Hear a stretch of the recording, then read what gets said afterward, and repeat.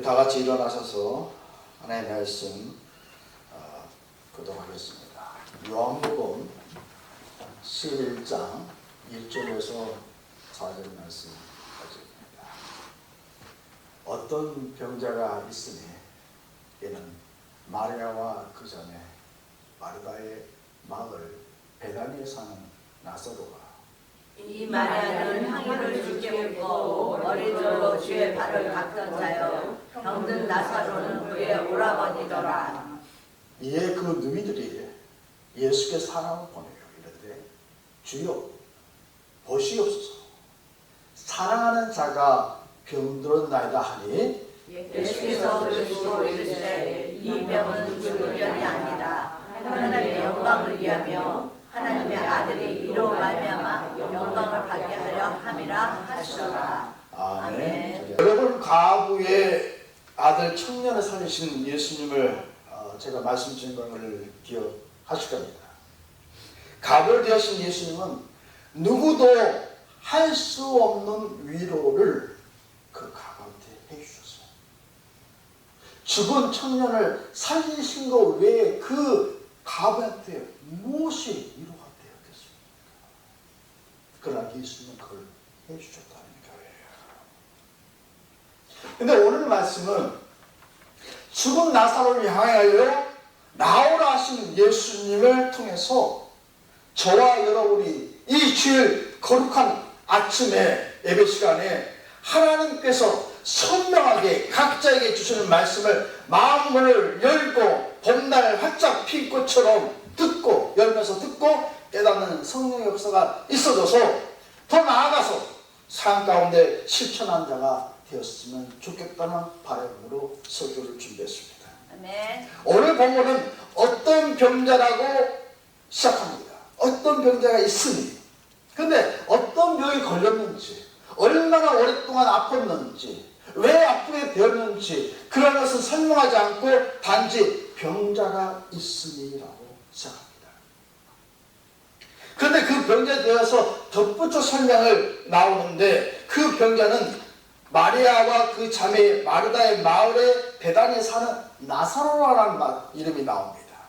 두 번째 2절에 보니까 마리아는 향기를 주께 붓고 머리털로 주의 발을 닦은 자요 병든 나사로는 그의 오라비더라.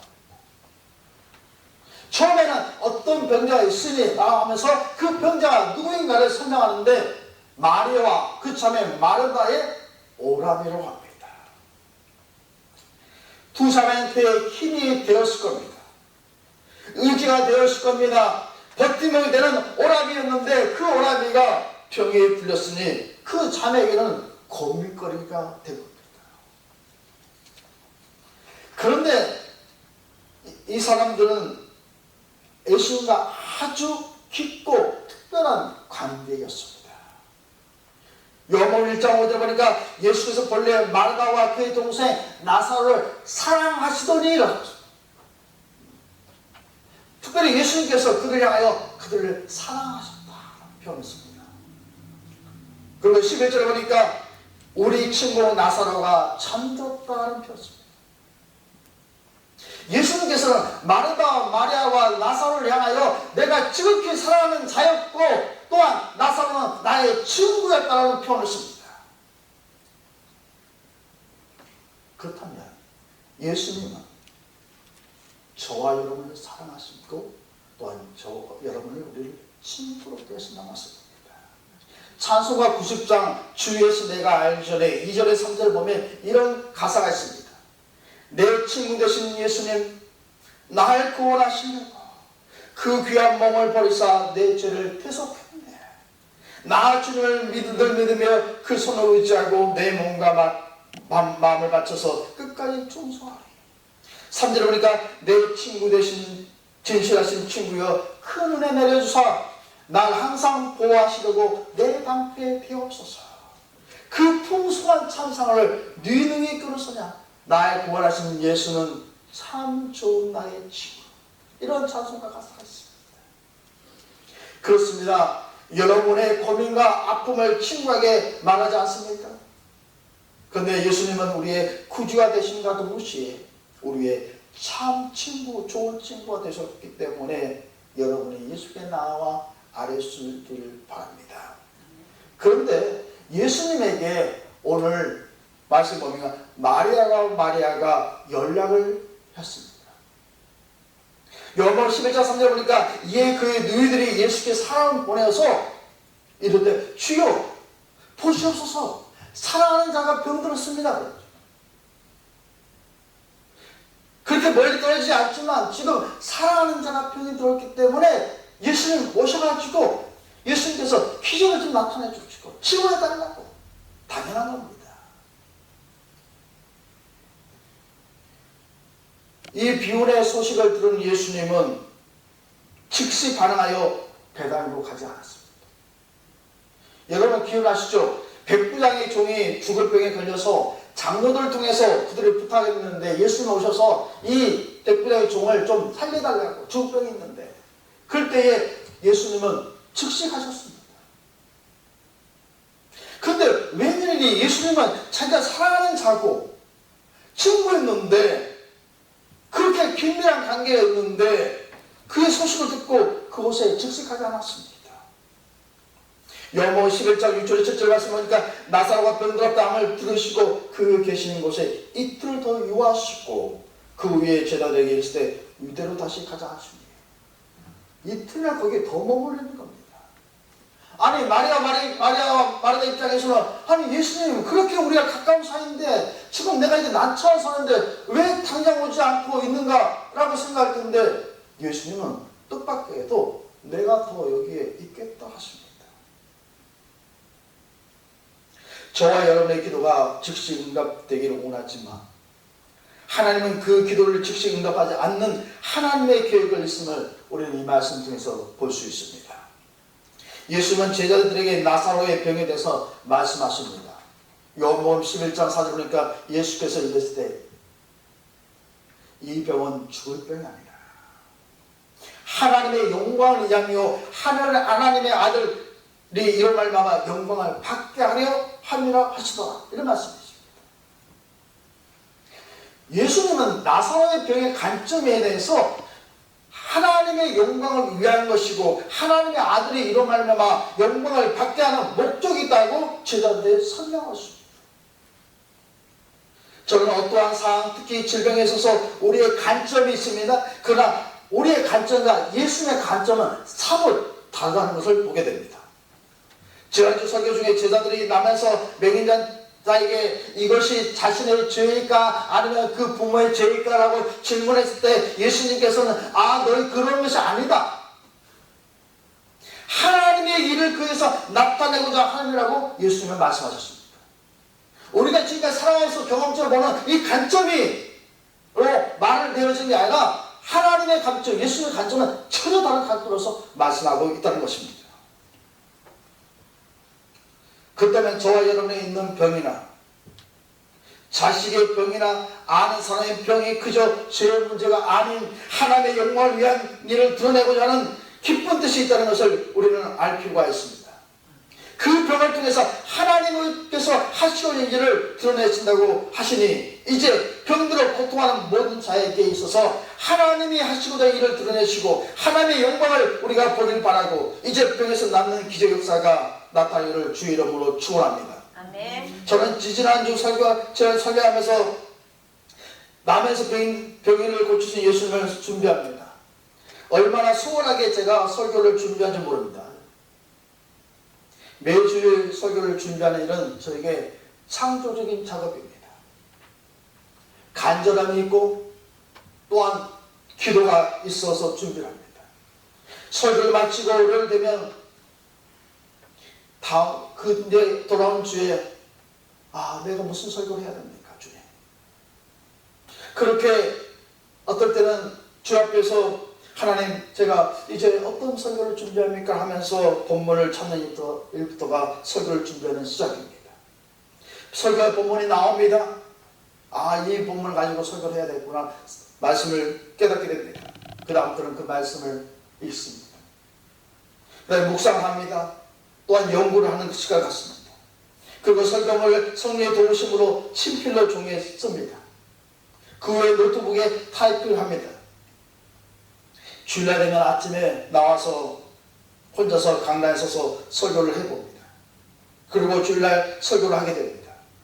근데 제가 이 말씀을 드리는 말은 지난주 설교를 오늘 준비하는 과정에서 얼마나 순조롭게, 지난주 설교를 준비하면서 얼마나 순조롭게 준비를 했고 주일날 설교를 할 때 성령의 강력한 임재를 느끼면서 설교를 하였습니다.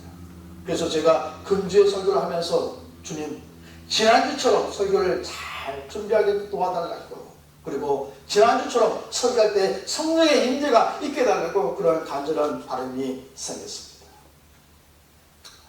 오늘 예수님의 말씀 붙여보면 인간에게 알 수 없는 어려운 질병이 찾아오는 바가 크고 좁든 기간에 인간의 영역을 넘어서 하나님이 그를 통해서 놀라운 일을 드러내시다는 것과 그걸 통해서 하나님의 영광을 보게 된다는 것에 저는 큰 위로를 얻었습니다. 이런 질병들이 우리가 보지 못하는 영역에서 하나님께서 나타나시는 뜻이 있고, 그걸 통해서 하나님의 영광을 드러내게 하는 하나님의 궁극적인 놀라운 목적이 있다는 것을 볼 때에 저에게 큰 위로가 됐습니다.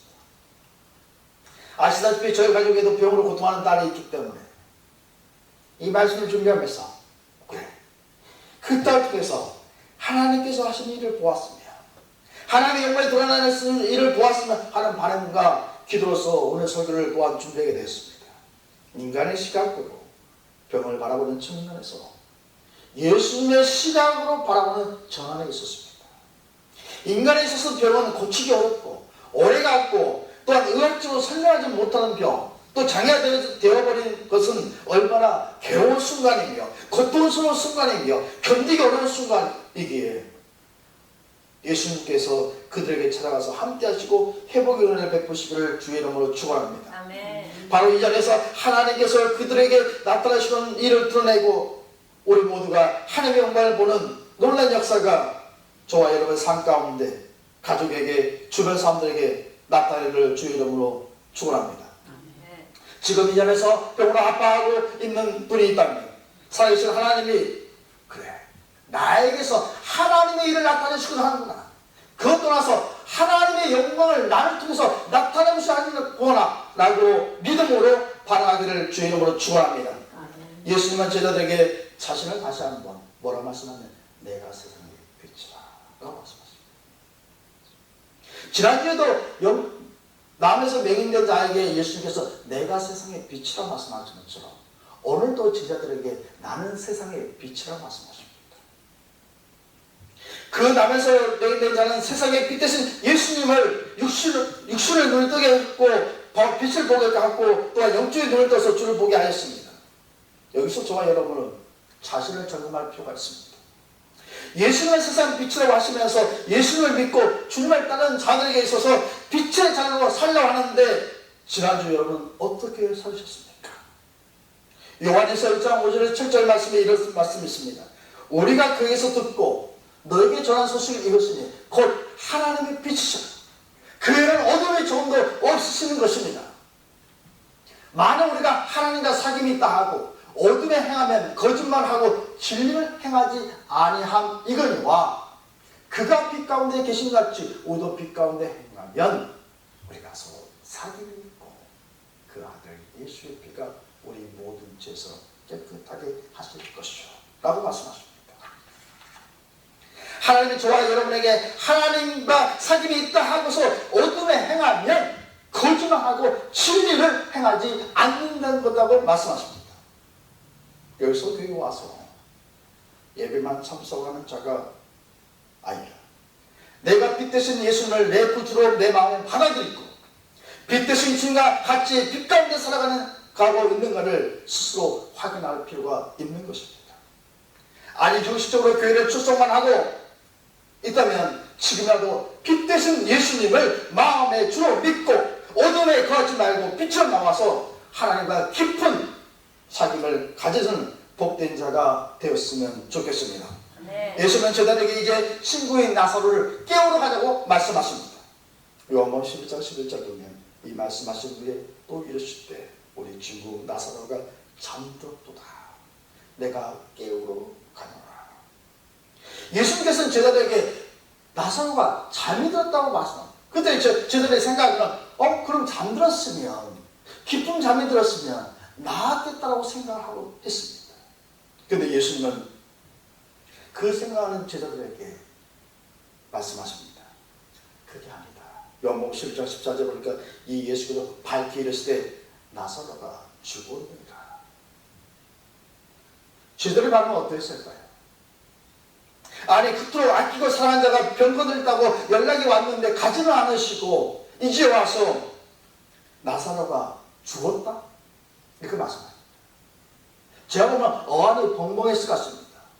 아니, 우리 예수님은 가서 많은 병자를 고치시는 분인데 이틀 동안 요하시면서 가지는 않고서 이제 와서 예수님께서 그 병자가 그냥 죽었다고 말씀하십니까? 우리가 기도할 때 기도 응답이 즉석되지 않고 세월이 걸리고 내 방식과 내 시간대에서 하나님의 역사하시지 않을 때 과연 하나님이 나를 사랑하십니까? 왜 이토록 오래 병이 걸리는가? 과연 이 병에서 내가 나을 수 있는 것입니까? 하나님이 과연 나에게 역사하시는 것입니까? 가까이 질문을 할 텐데 제자들도 그런 질문을 했을 것 같습니다. 예수님은 제자들의 생각과 다르게 목적이 있기 때문에 그렇게 하십니다. 그 목적은 인간이 헤아리기가 어렵습니다. 저도 그럽니다. 여러 가지 상황을 참으로 이해하기 어려운 상황을 부딪혀왔고 지금도 저는 그러고 있습니다. 예수님은 제자들에게 명확하게 목적을 말씀해 주십니다. 요한복음 11장 15절 보니까 내가 거기 있지 아니한 것을 너희를 위하여 기뻐하노니 이는 너희로 믿게 하려 함이라. 이런 말씀. 내가 너희를 위하여 기뻐한다. 왜? 목적이 있어요. 너희로 믿게 하려 함이라.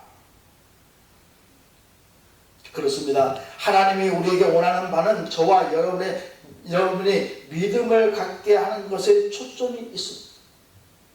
베드로전서 1장 9절 보니까 믿음의 결국 곧 영혼의 구원을 받음이라. 우리가 믿음의 궁극적인 결국에 있어서는 우리 영혼을 받는 것이라는 거죠. 영혼의 구원을 받는 거라고 말씀하십니다. 또한 요한에서 5장 1절에 4절에 말씀 보면 예수께서 그리스도의 이름을 믿는 자마다 하나님께로부터 난 자니 또한 나으신 이가 사랑하는 자마다 그에게서 난 자를 사랑하느니라. 우리가 하나님을 사랑하고 그 계명을 지킬 때 이것을 우리가 하나님의 자녀를 사랑하는 줄 아느니라. 하나님을 사랑하는 것은 이것이니 우리가 그의 계명을 지키는 것이라. 그의 계명은 무거운 것이 아니로다. 무릇 하나님께 난 자마다 세상을 이기는 승리는 이것이니 우리의 믿음입니다. 네. 예수님의 궁극적인 모습은 우리로 하여금 믿음을 갖게 하는 거라고 말씀하십니다. 하나님은 저와 여러분의 이 세상 살아갈 때 무엇이 가장 필요한가를 아십니다. 믿음을 필요합니다. 그 믿음을 갖게 도와주시다는 것입니다. 이제 예수는 베다니 마리아와 자매 마르다 나사로가 있는 곳으로 오셨습니다. 예수님께서 와서 보니까 병든 나사로가 죽어서 무덤에 있으니까 나으리라 된다고 말씀합니다. 제자들은 예수님 말씀이 떠올라 왜 이런 일이 일어났을까 했을 것입니다. 그리고 예수님 말씀대로 나사로가 죽었다는 것을 확인했습니다. 우리가 살면서 과거와 현재 왜 이런 일이 일어나는 것일까? 라는 생각을 얼마나 많이 합니까? 저도 그래서 현재 상황을 보면서 예수님이 이 병을 오셔서 고치실 때 저에게 뭔가 알려주시기 위해서 이런가? 아니 저를 막으셔서 이런 일을 안 일어나게 하실 수 없었을까? 라는 생각도 해보기도 했습니다. 그러나 여기서 저를 깨우시고 하나님의 섭리가 있다고 저는 믿습니다. 예수님께서 오셨다는 소식을 들은 마르다와 마리아의 반응은 동일합니다. 요한복음 11장 21절에 이런 말씀이 있습니다. 마르다가 예수께 여쭤대요.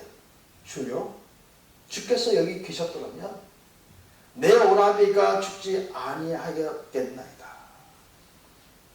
요한복음 11장 32절에는 마리아의 반응이 나옵니다. 마리아가 예수 계신 곳에 가서 배웠고 그 말에 엎드려서 이르되 주께서 여기 계셨더라면 내 오라비가 죽지 아니하였겠다. 이게 무슨 말씀입니까? 이 두 자매가 그렇게 예수님 앞에서 연락을 취했는데 예수님께서 급히 오지 않아서 자기가 의지했고 자기 힘에 대했던 오라비가 죽어버렸습니다. 이제 예수님 앞에 약간의 불평스러운 말로 하는 듯합니다. 주께서 여기 좀 일찍 오셨다면 내가 죽었지 않았을 텐데. 왜 주님 그토록 사랑하시고 친밀하게 분이 이제 오십니까? 이제 제 오라비가 죽었으니 다 끝나지 않았습니까? 예수님께서 그들에게 말씀하십니다. 요모상 11장 23절에 26절 말씀을 보면 예수께서 이르시되 내 오라비가 다시 살아나리라. 마르다 이르되 마지막 날 부활 때는 다시 살아날 줄 내가 아나이다. 예수께서 이르시되 나는 부활의 생명이니 나를 믿는 자는 죽어도 살겠고 무릇 살아서 나를 믿는 자는 영원히 죽지 아니하리니 이것을 너가 믿느냐. 절망 속에 허우적거리는 그들에게 있어서 예수님은 소망을 주셨습니다. 내 오라비가 다시 살리라. 그러면서 이것을 너가 믿느냐. 저는 이 말씀을 그대로 받아들면서 너가 오라비가 다시 살아나리를 말씀을 들으면서 마치 클락스베이에 향하여 하나님께서 말씀하실 다시 살아나리라 이런 주님의 음성으로 받아들였습니다. 클락스베이가 다시 살아나리라. 너가 이걸 믿느냐라고 들렸던 겁니다. 주님 클락스베이를 다시 살아나게 하소서. 주여 반갑기는 부활절 예배에 20명의 예배드리게 하옵소서. 그런 기도가 나왔습니다.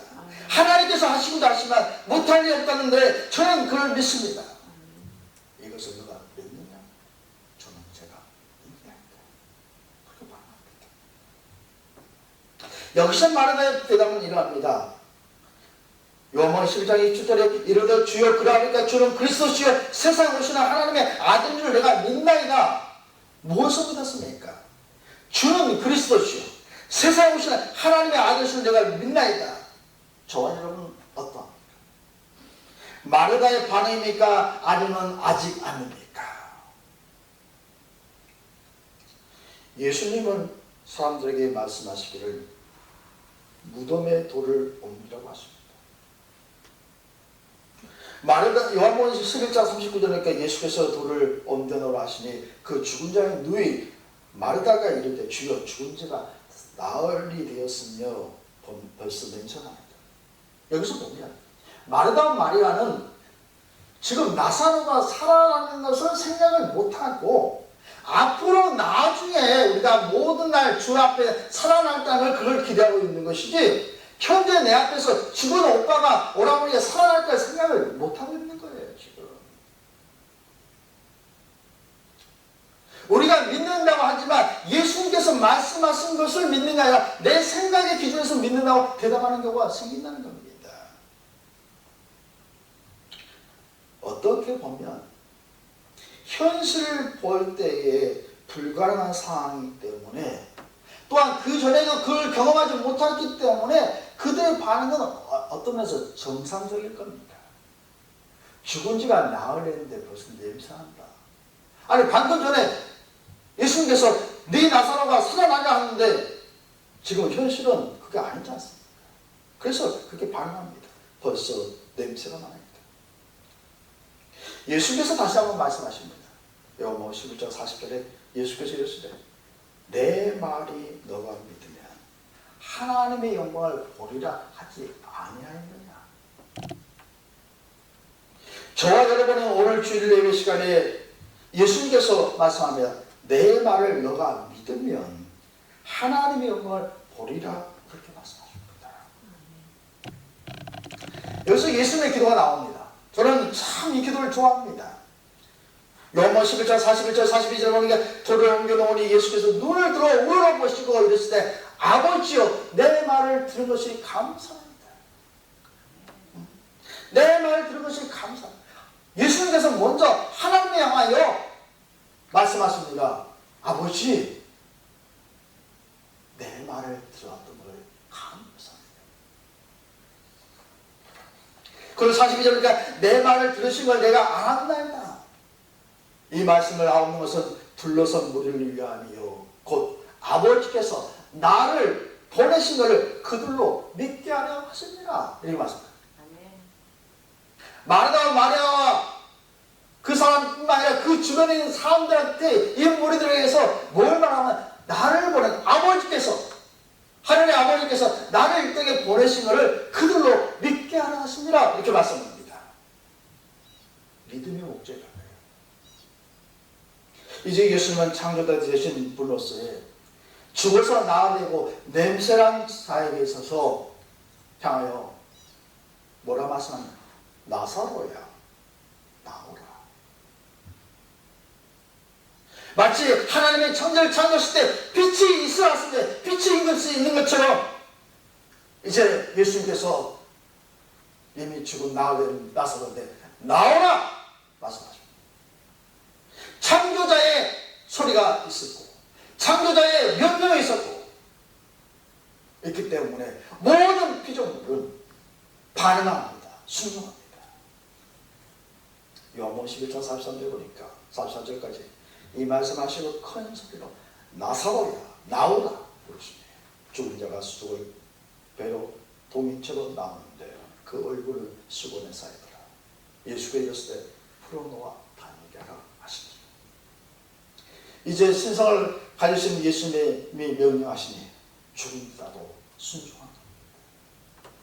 바로 이것이 예수님께서 하나님 아들이시며 저와 여러분의 주가 되심을 입증하는 것입니다. 예수님은 저와 여러분에게서 뭐라 말씀하시나요? 나와라. 왜요? 살아있는 믿음의 사람으로 이 세상을 이기며 살아가도록 하기 위해서 나와라 하십니다. 글라스 교회를 향하시도록 나오라고 하십니다. 글라스 교회가 살아나서 하나님의 영광을 드러내도록 하기 위함인 것입니다.